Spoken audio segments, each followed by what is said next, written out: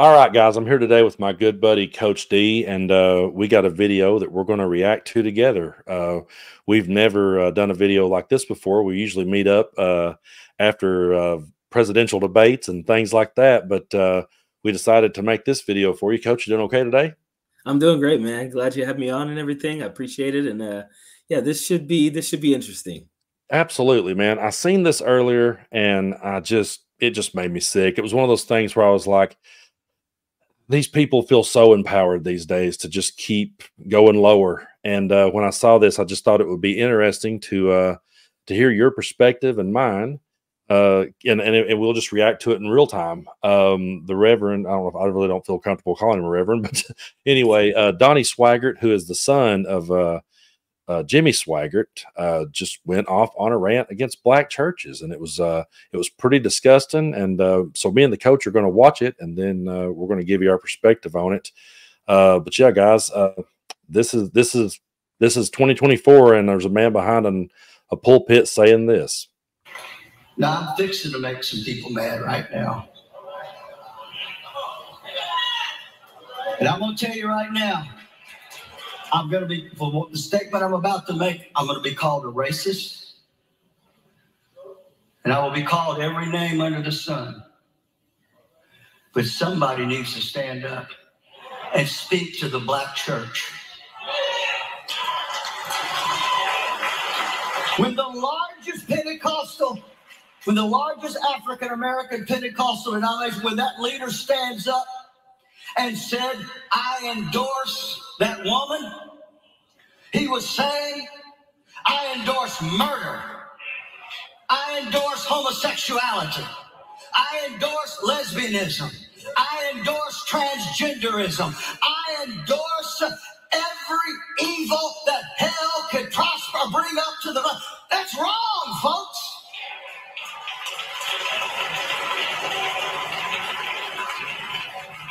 And the black church votes predominantly for the party that is anti-God. What's going on here? What's going on? See, my statement to them is this. We've had them call into the program. I don't like it when you talk about how. Well, no, the problem is they don't like it because we're stepping on their toes. Hello? They're cowards. You see, listen. Whenever you take a stand like I'm taking, there will be some people leave the church.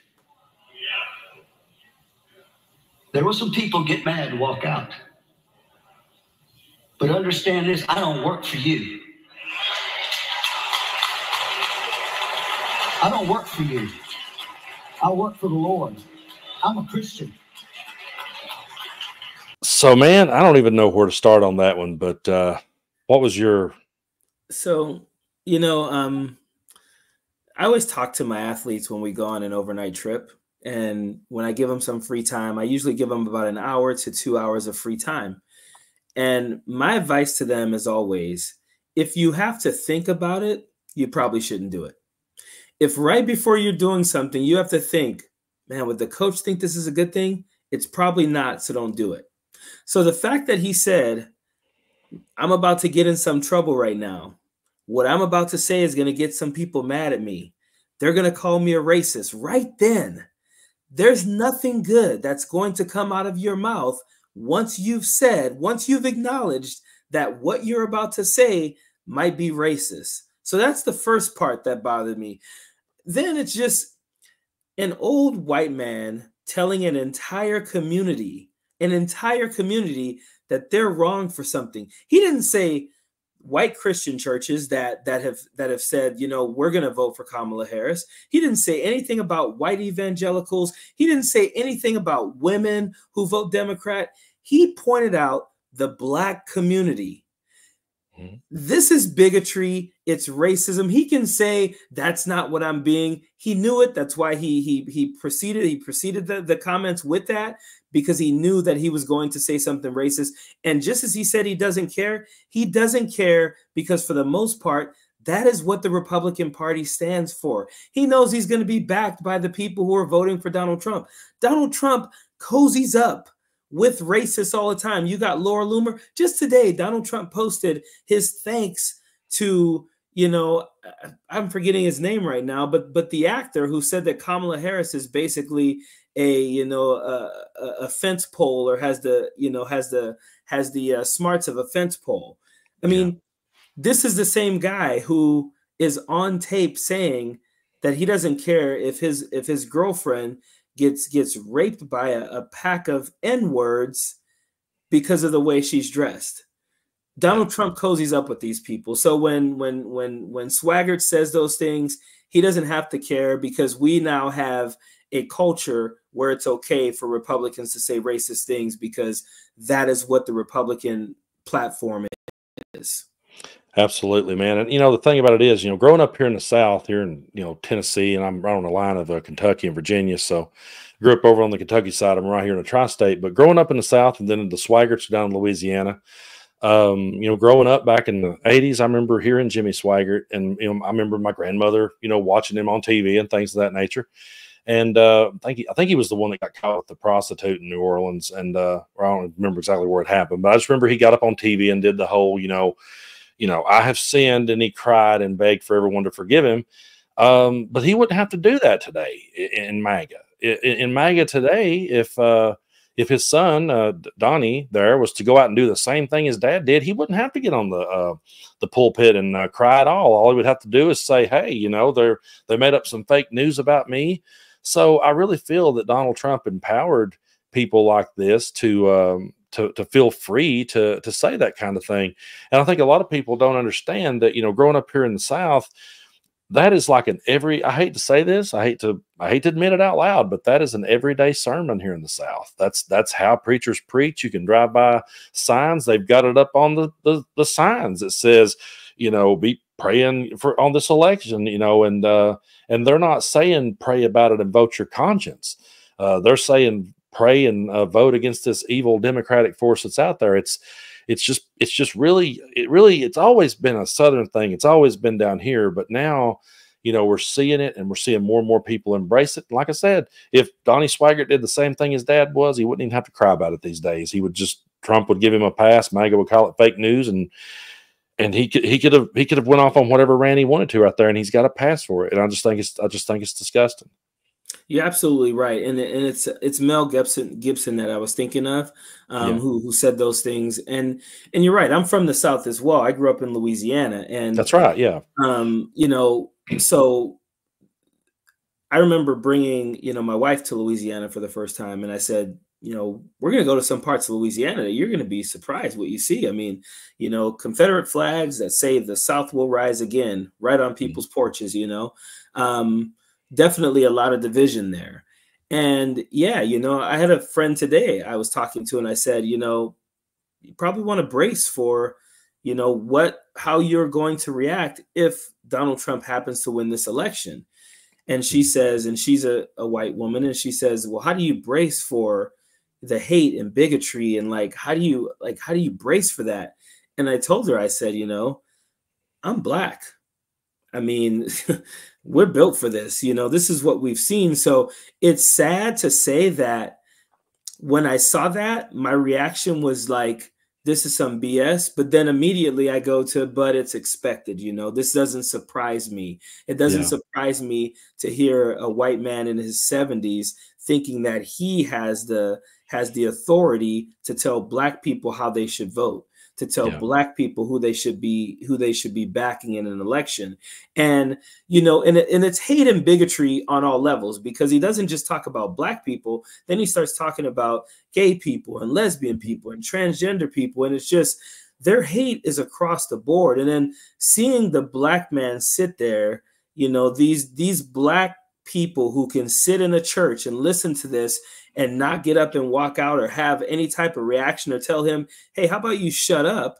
Or, you know, how about you consult with the Black man in that church who's sitting on stage and ask him, do you think we should say something about this? Should we have a voice in this? And maybe he wants to say something or something like that. But you know, and there's been times in my life as a professor where I've had white professors come to me and say, hey, this is something that I was thinking about saying to the black kids in my class. I have a couple of black kids in my class that I wanted to talk to about something. What do you think of this? And they might even ask me, you know, is it possible for you to maybe come and speak to these black kids? So that way it's not coming from me. He doesn't even care about that. Probably never consulted the guy, never thought about it at all, because to him, he has the authority to tell black people what to do. Exactly. That's just how people like that think. And you know it because you're from the South. I know it because I'm from the South, and I've seen and heard white people act in this way, you know, in the 80s when I was growing up and everything like that. So it's sad that it doesn't surprise me, and it probably doesn't surprise a lot of people out there either. But it's sad that in 2024, he gets to make that statement. And like you said, he doesn't have to care at all who heard it. No backlash or anything like that. And we've heard many pastors do this. And you know, what bothers me about people like this, go back, you could do any research you want and look back at all of their sermons. They have yet to come out and speak out about the rampant, you know, sexual assaults and things like that happen in the church, that happen between pastors and children that go to the church, pastors and other adults at the church. They don't speak out against that, but they want to speak out against something that they aren't a part of at all. The black community, black churches have their own thing going on. You take care of your own house before you come over to our house and try to tell us what to do. Exactly, man. I saw a clip with Roland Martin, and he was interviewing some black pastors. I don't remember the man's name, but he made a great point. And when he did it, it honestly kind of touched me, man. I sit there just sort of touched by what he said. He said, you know, he didn't realize that actually when he started off addressing the black church, that there wouldn't be a black church if they were allowed to go to church with white people.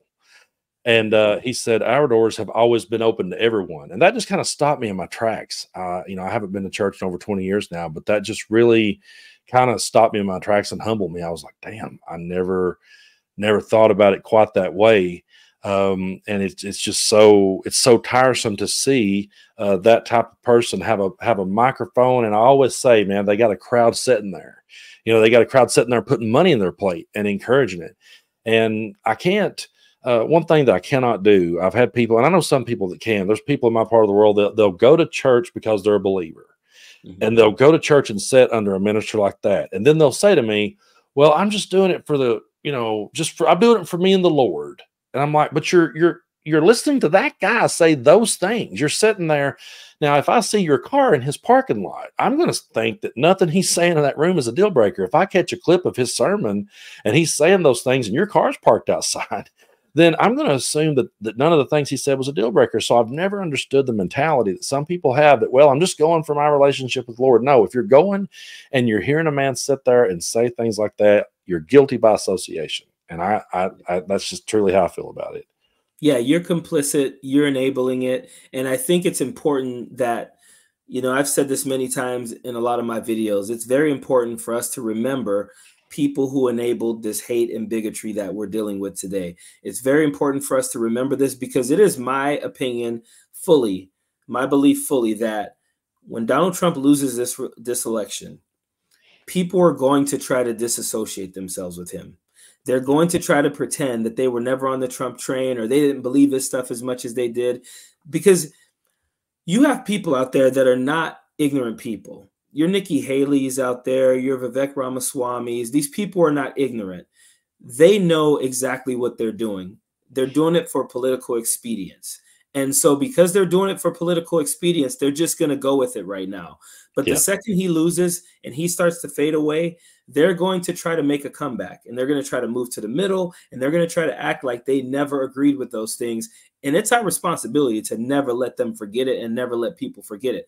I don't think Nikki, I don't think any of these people who I considered people that could be okay, possible presidential candidates and stuff like that, I don't think we should ever consider them, because they enabled this. And I'm telling you, there are going to be so many people pretending, yeah, I didn't agree with that. I didn't agree with that. Bull. You agreed with it. You sat there, you allowed it to happen. You didn't say anything about it. You didn't speak up for it. And that's why it happened. You enabled it. And it reminds me of those quotes that people talk about all the time. Hey, when they came for these people, I didn't say anything. Then they came for these people, I didn't say anything. And then they came for me and there was no one to say anything for me. That is exactly what these people are doing right now. Absolutely, man. That was spot on. And I really appreciate you coming on to do this video with me.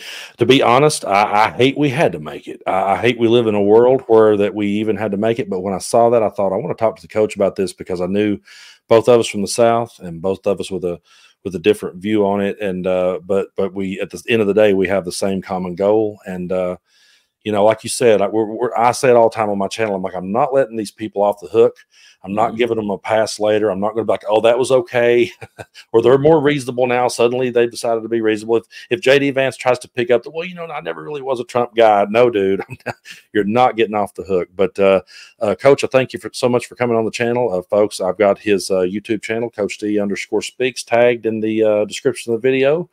And we'll just keep trying our best to stand on the side of truth and democracy and stand against hatred. But Coach, thanks again so much for coming on with me. Thank you for having me. Appreciate it. Thank you.